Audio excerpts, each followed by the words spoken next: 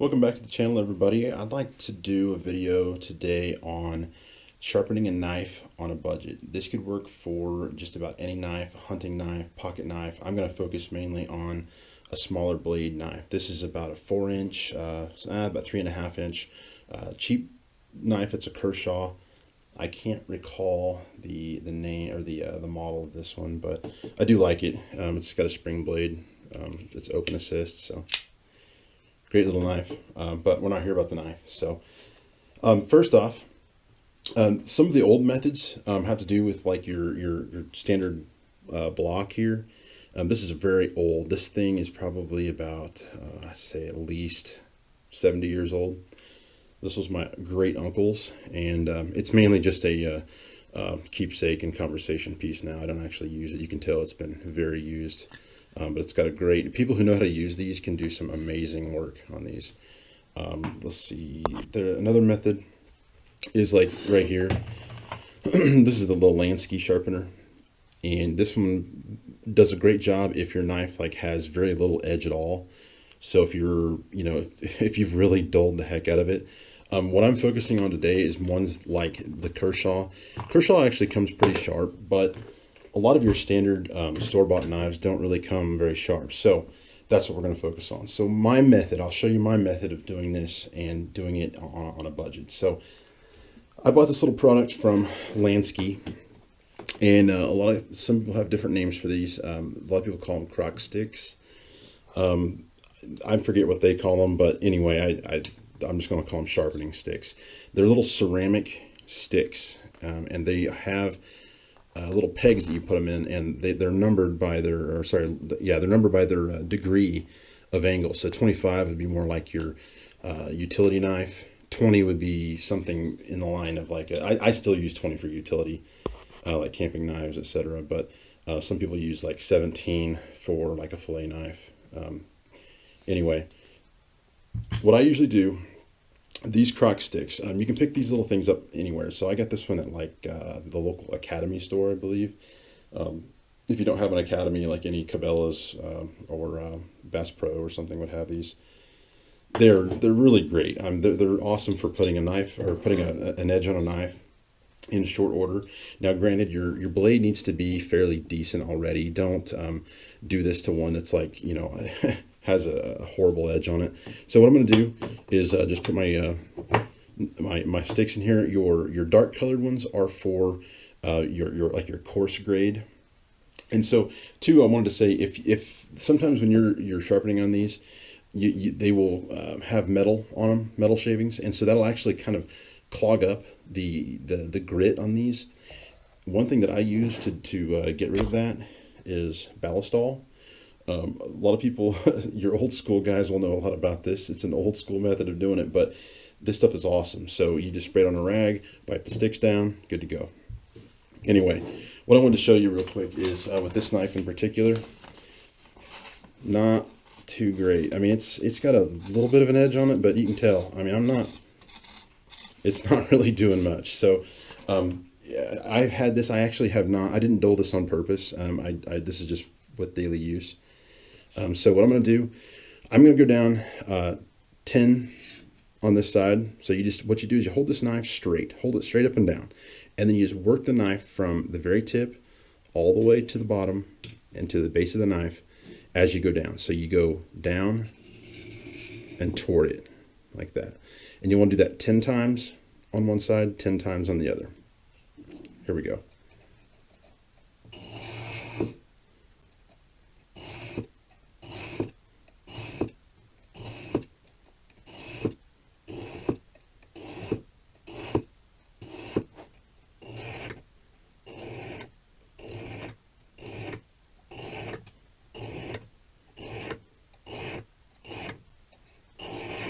That was 10. Okay, so we did our two sides on the 20 degree, and again, I use 20 degree on my pocket knives anyway. So some people like to use 25. They say it doesn't dull quite as quick. I've never really had much trouble going to 20, so that's what I recommend. So we're going to use these are our finer grit. And I don't know if I mentioned, but these are ceramic sticks. They're actually a ceramic. They work really well though. So here we go. We're going to go 10 on these.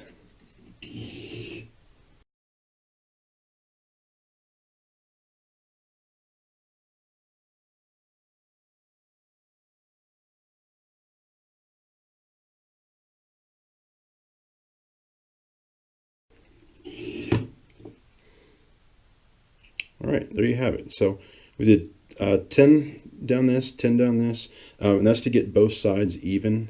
So you don't have one edge that's sharp and the other side's not.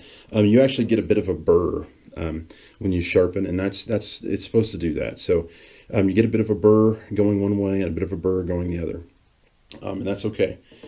The next thing we're going to do, and this is like to sort of finish the edge.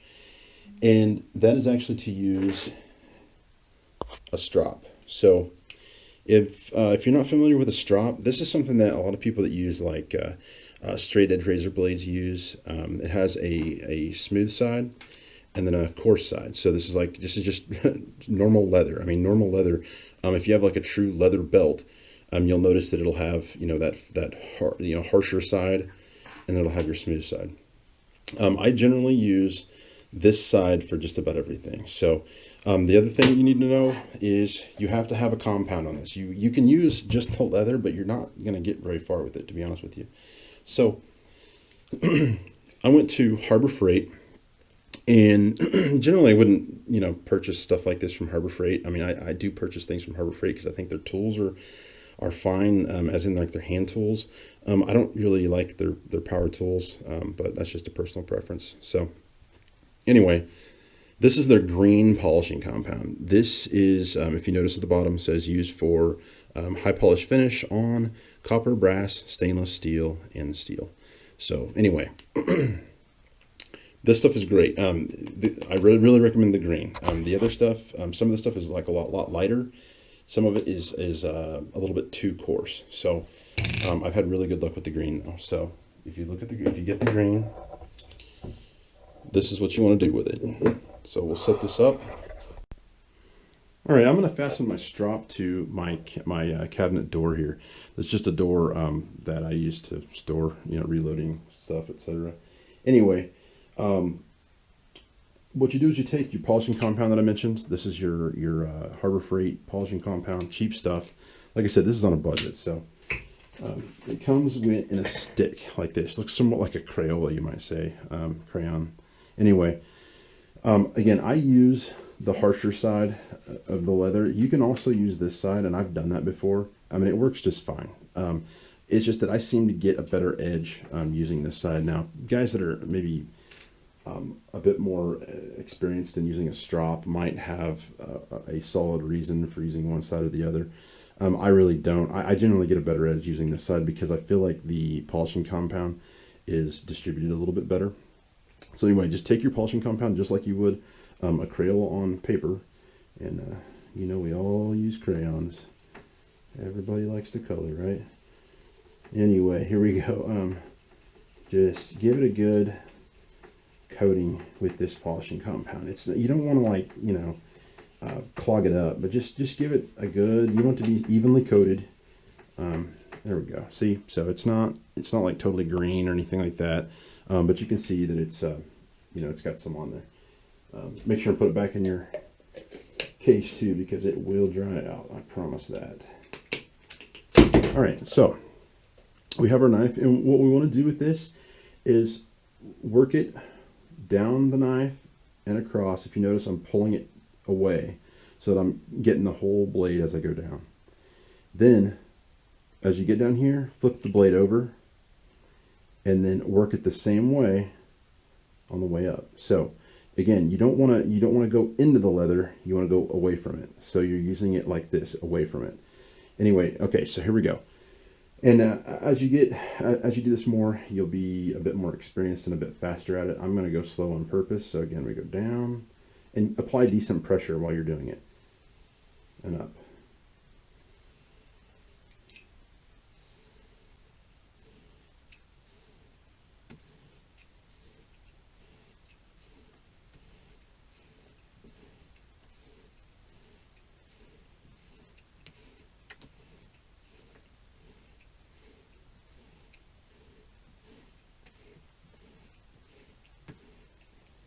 Okay, so I usually go about 20 strokes.